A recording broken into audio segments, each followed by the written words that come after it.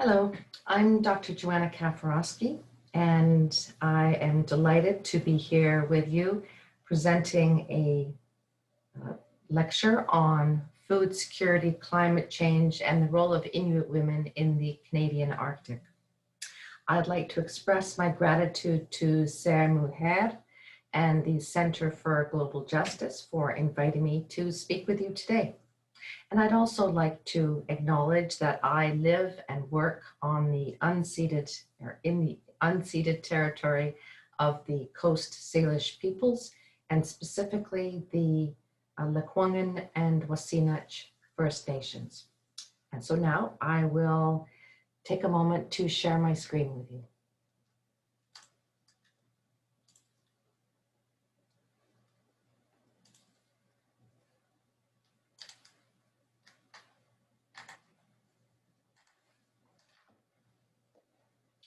So now to the beginning to my presentation. When we're talking about food security, it's important to, of course, define it. So food security is recognized as a social determinant of health that's contingent on a regular and consistent supply of foods that meet standard nutritional requirements. If we adopt the definition of the Food and Agriculture Organization, the FAO, then it states that food security ensures that all people at all times have both physical and economic access to the food that they need. This is a map of Canada, and I just wanted to share with you the region that I'll be referring to. So the area in the middle, the yellow territory, is Nunavut, which is an Inuit territory. So I'll be referring to communities there, so including what you see, Baffin Island in the east, Victoria Island as well. If you look to the east, the green province of Quebec.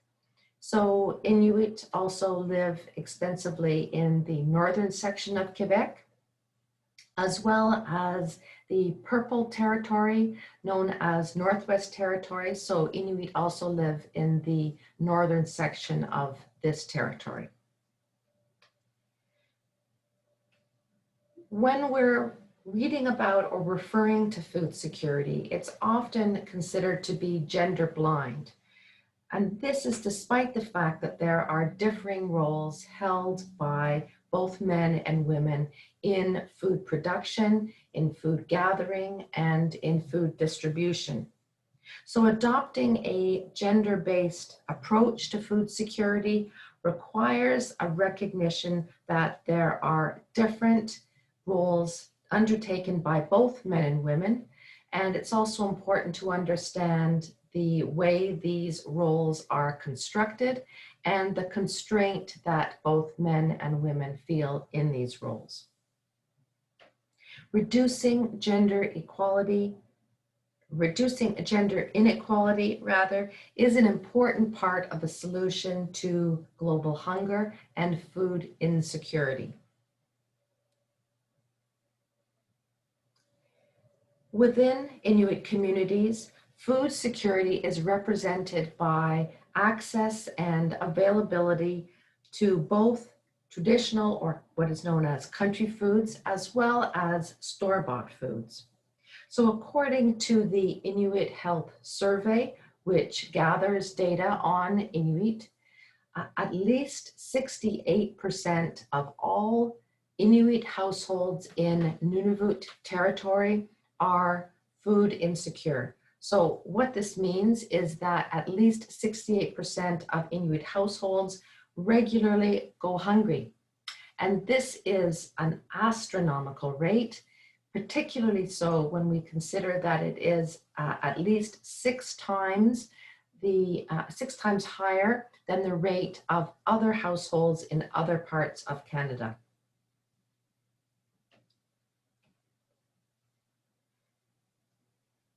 So we've identified that within Inuit communities, there is a diet based on both traditional foods and store-bought foods. But what are traditional foods? What does that really mean?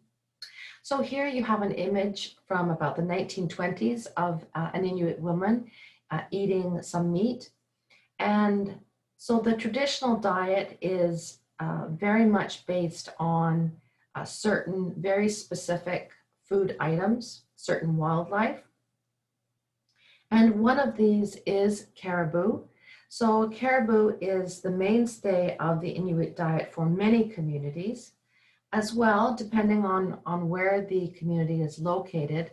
For example, coastal communities would have a greater reliance on marine mammals such as seals or whales, and other things such as polar bears, for example. If you're in the high Arctic, then musk oxen might be an animal that is harvested regularly. As well, there Canada geese and other migratory birds, including ptarmigan and ducks, are very important. Fish as well, of course. Additionally, apart from the meat, the fish, foraged or gathered items such as roots and berries are also of critical importance. When we're talking about traditional country foods, we're not just thinking about it from the perspective of nutrition, because for Inuit people, country foods represent much more than this. It's also an expression of Inuit identity and Inuit culture. So when elders and experienced hunters go out onto the land with young people, such as you see in this wonderful image, it is not just a case of learning how to hunt, learning how to shoot a gun, learning how to kill animals, but rather when elders are teaching the young people, they're learning how to subsist off the land. They're learning about the land and the water and the wildlife and the relationship between them. And most specifically, they're learning about what this means to the Inuit culture. What does it mean to them? And hunting and fishing is really a way of conveying traditional knowledge within Inuit culture. What is traditional knowledge? It is a specific knowledge system that is passed down through generations that includes information on animals, on weather, on terrain, on the relationship between all of these things.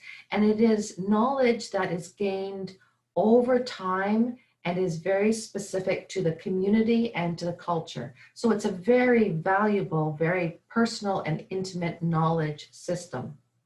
In many communities today, of course, when researchers come in, they somehow have to reconcile working with the traditional knowledge system of the Inuit, as well as their own Western-based system of science. And this causes great conflict in many cases.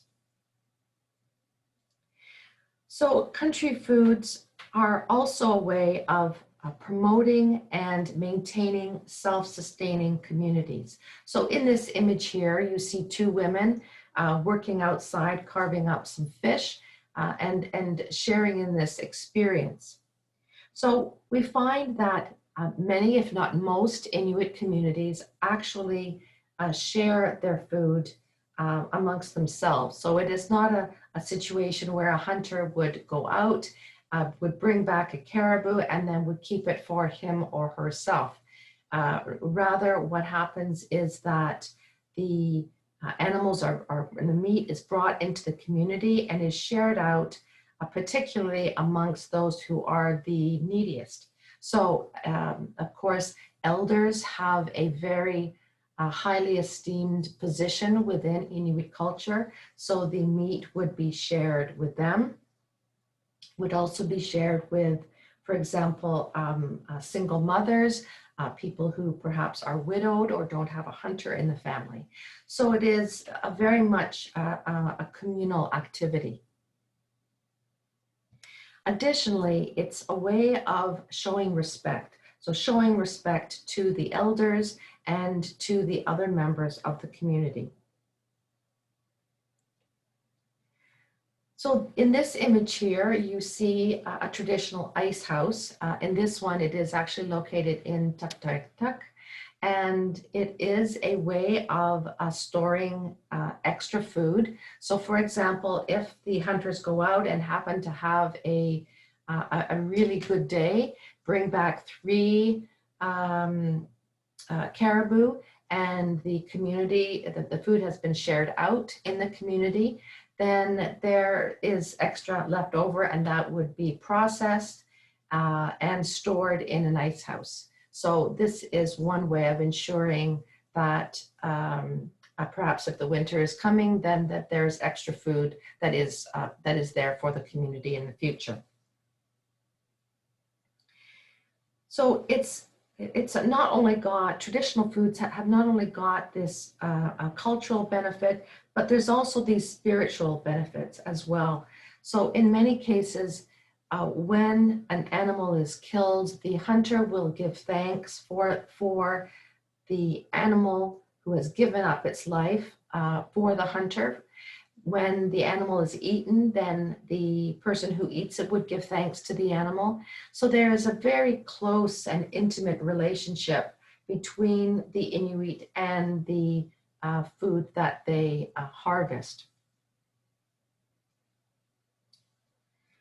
Additionally, apart from the significant cultural benefits, there are also very strong health benefits as well. So the Inuit diet is very much based on protein and fat. Obviously, they live in a very harsh, cold environment if they're living within the Canadian Arctic. And so there's a great need for these types of foods that will keep them warm and keep them safe over the harsh winters. So polar bears are very important because, of course, they have a lot of fat, and this would be very beneficial, particularly in the winter. Generally, hunters would avoid relying on animals such as the Arctic hare because these animals are lower in fat, their meat is lower in fat, and so if a hunter was going to be relying on the Arctic hare, there would be they would take in less fat and they might perhaps starve. So this is an animal which is only used and only harvested on occasion. Country food also has other benefits, such as it's being very high in certain nutrients, including vitamin A and vitamin D, also omega-3 fatty acids. So it has a lot of nutrients in it which are very important for the Inuit diet. And important to note as well that the Inuit, when they fish or when they hunt, they would be using all of the animals. So it's not a case that they would just take the meat and discard the rest. So they may use it, part of it for food. And then, for example, with a caribou, they might use the sinews and might use the skin for clothing, for example. And the benefits of country foods also extend further because as we see in this picture here, many Inuit, although they live in small towns or villages or a larger town, in the case of Inuvik or Iqaluit, for example, many Inuit who live in town also have a small shed or a tent on the community, which is set up, and they would visit this either after work or on the weekends, and this would allow them to visit this. They would either walk out to it or travel by skidoo, and would enable them to take part in traditional activities as this woman is here drying some Arctic char. So of course, this is connecting people to the land, to the water, and to each other. And it's a way of giving thanks to the animal that was sacrificed.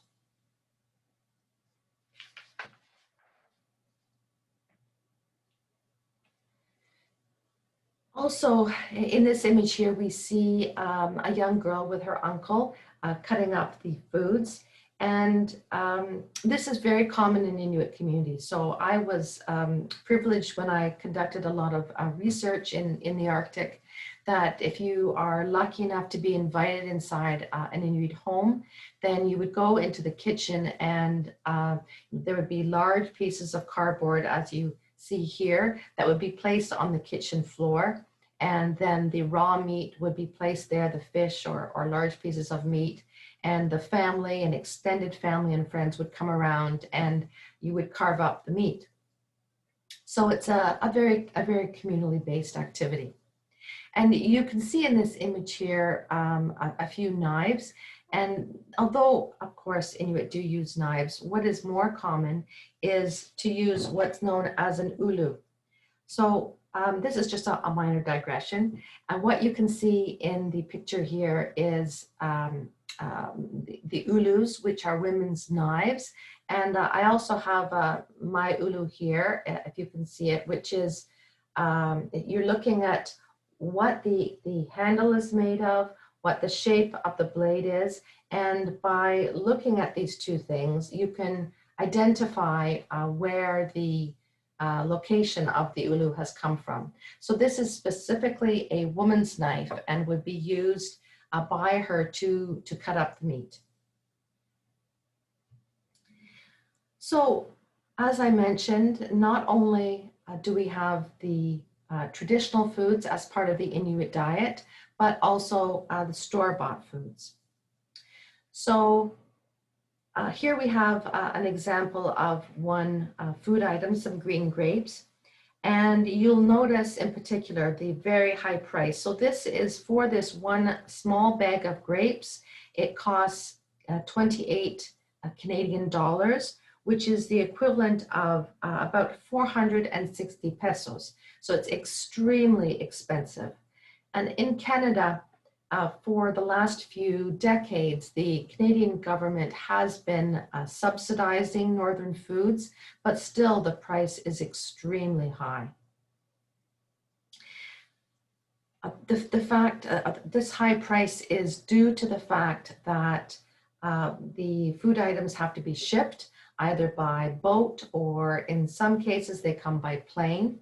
And so not only do people have to deal with very high prices, but also the fact that when the food arrives, there may have been some delays. And the quality of the food products may be compromised.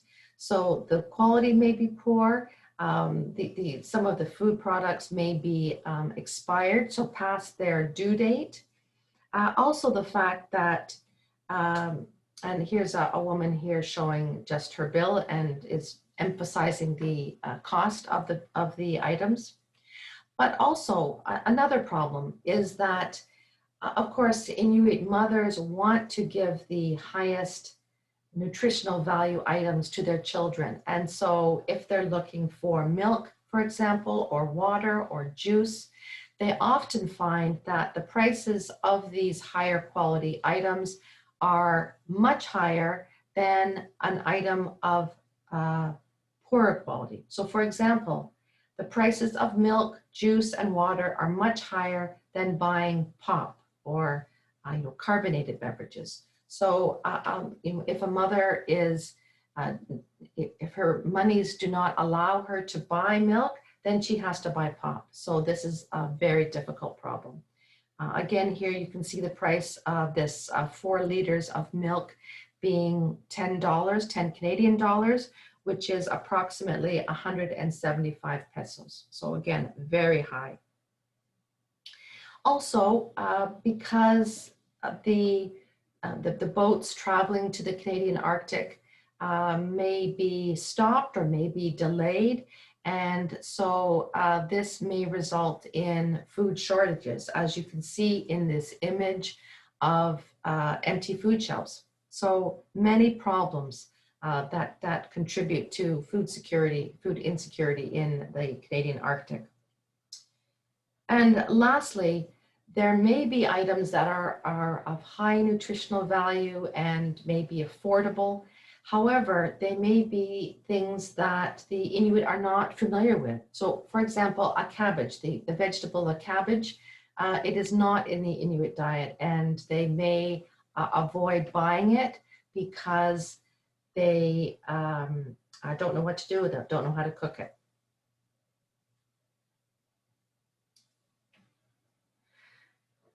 When the Inuit also are perhaps more reliant on the store-bought foods, and of course many communities do have to be more reliant on these foods, there are other problems such as health issues that arise. So here a woman is, an older lady is visiting the doctor, and so we know that Inuit diets that rely on store-bought foods suffer higher degrees of hypertension, of heart problems, and in particular, just skyrocketing numbers of people have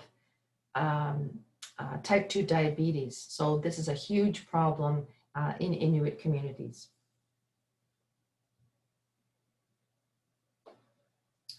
So now turning to what Inuit women's roles are regarding food security. So we know that in Inuit culture, there are gendered roles. Still, men are more involved in hunting, particularly are more likely to hunt large game. Women are more likely to be involved in fishing. And women are also generally more involved in food processing, but these roles can be interchangeable. As well, it's important to remember that in Inuit communities, although there are different roles for men and women, they are valued equally. So they're different, but they're equal. So over time, we see that still men are more involved in hunting, women are more involved in food processing.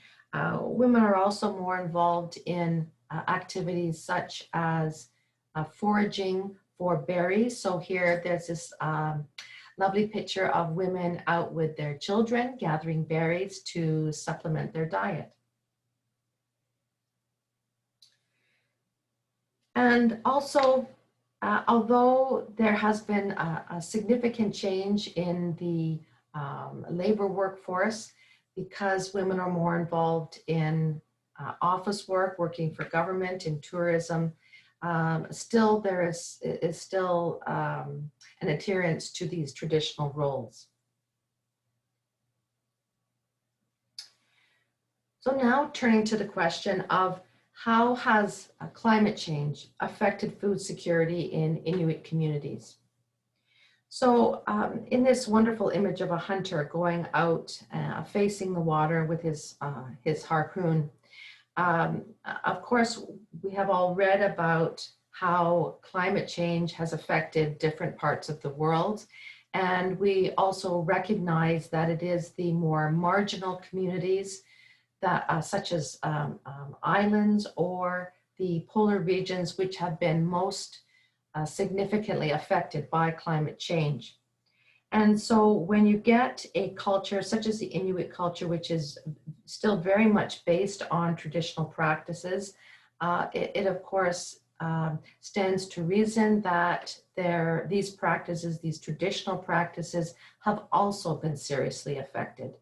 So, so what are some of the impacts that have happened within Inuit communities? So of course, as you can see with this hunter going out, as we know, the sea ice conditions have changed significantly. And what this means for the hunter is that he may go out and may not have access to the wildlife as he did before. There may be a lower supply of the wildlife. So for example, when you're dealing with species such as seals or polar bears or other marine mammals that are need the ice to travel and to live on, they may have gone somewhere else because the sea ice is no longer there. Also, there has been a thaw of the permafrost where the hunters have to traverse, changes in the climate itself, which cause the ice conditions to be unpredictable. So not only is this dangerous because they don't have the access, the supply is lowered, but it's also hazardous for the hunter himself or herself, because obviously the ice conditions that they are accustomed to are now unpredictable and cause a great hazard to the hunter. And lastly, in this regard, it's also important because it means that the traditional knowledge that the hunter has relied on for generations is no longer applicable. They can no longer use that information and that experience that they have learned themselves. So they're completely starting afresh. Another aspect of climate change in the Canadian Arctic is that as the temperature has warmed, we see an increased influx of new diseases as well as parasites. So in this Arctic char, you see some form of parasite has infected it, and obviously this poses then a threat not only to the wildlife but to the Inuit who would consume these foods. Additionally, as mentioned, the Inuit women are very involved still in gathering berries. And as the climate has changed, this has also had an effect on the berry picking, because often the berries are of a lower quality. They may not be appearing as much as they were before, or may actually not be growing in the same areas. So here you see a group of women who are bringing their berries and taking part in a research project.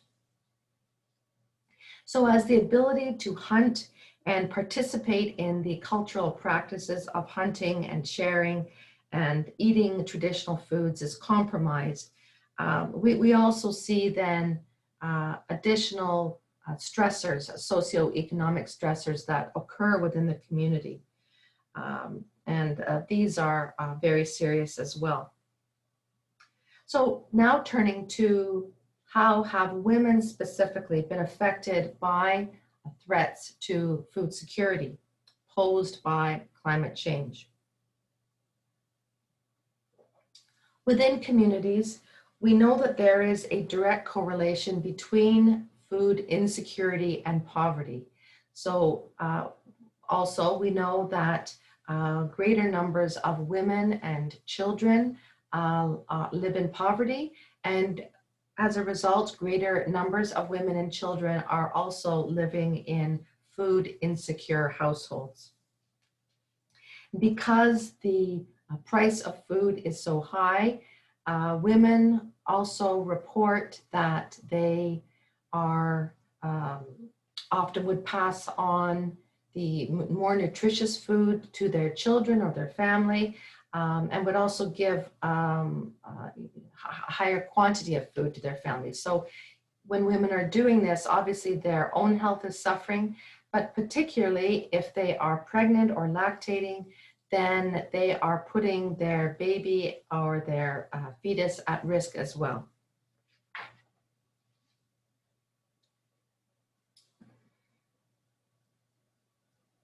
We also know that as a result of changes caused to the community because of natural disasters, including climate change, that women's and men's mental health is affected. And in particular, women have reported that they have greater degree of sleep disorders, greater anxiety, more depression, and they're more likely to take medications as a result. So, some good news. what have been some of the solutions that Inuit women have come up with? So one of these is working at the local level, and it's really exciting for me to see that women have been involved at all levels of making responses or developing solutions to this problem of food insecurity as a result of climate change. So one is the woman that you see on the screen here, whose name is Lisi Papazzi, who was honored to have working with me on a research project a few years ago. And she has been instrumental in designing a project in which she is communicating the high prices of food to the rest of the world and trying to share awareness of this. So a number of years ago, she started a Facebook page which enabled Inuit communities across the country to communicate and then share it with the wider world. Additionally, we see food protests going on. So these women here who are in Iqaluit are protesting, again, the price of the food, are protesting the fact that because of lack of access to high quality food that children are going hungry. So these protests, it's important to keep these in context because protesting is something which is quite alien to the Inuit culture. The culture as a whole is not involved, not engaged in the public sphere in this way. So, so this action is very, very unusual and speaks to the real dire nature of this problem. We also are finding in the last few years increasing numbers of Inuit women who are involved in positions of decision making as managers, in policy making. So this woman here and her colleague here are both managers working for what are known as hunters and trappers organizations. And they are, these organizations work with hunters to determine quotas, identify what species should be hunted, what are the regions in which this hunting should occur. So it's a very important position within the community. Additionally, because of the dire nature of food security in Inuit communities, we see greater involvement with researchers coming from the West and the local residents. So this is not a picture within the Canadian Arctic, it's actually from Alaska, but it's also an Inuit community. And it's depicting the involvement of scientists, Western scientists with local people. So there has been a great number of research projects established with the local communities that is actually involving the Inuit people as partners, as opposed to previous research models in which the Western scientists would be coming in and essentially telling the Inuit communities what the priorities were. Nowadays, it's much more likely that the Inuit community is the one in charge and is working cooperatively with Western scientists. Additionally, we have seen the increased involvement of Inuit organizations such as Inuit Tapirit Kanatami. Their logo you see on the screen here. This is probably the largest Inuit organization in Canada and acts as an umbrella group for many of the communities across the country. The image you see on your screen here is Paktutit Inuit Women's Association of Canada, and I was honored to work with them both during my doctoral work and later on various projects involving environmental contaminants. And both Paktutit and Inuit Tapirit Kanatami have worked on many projects in regards to food security. So women are involved at various levels. Also, what's very exciting is now we see the involvement of young Inuit women. And this is Matale Okali, who works with the National Inuit Youth Council in Canada. And so young people have been getting involved, again, at all levels. So whether it's in the community, regionally, provincially, or nationally. And this is one of my heroes. This is Sheila Watt-Cloutier, who is an environmental activist. She has been involved at the highest levels, both nationally and internationally, working on issues of importance to Inuit, including climate change. And she has been involved with the United Nations extensively, and was actually nominated for the Nobel Peace Prize a few years ago. So that ends my presentation.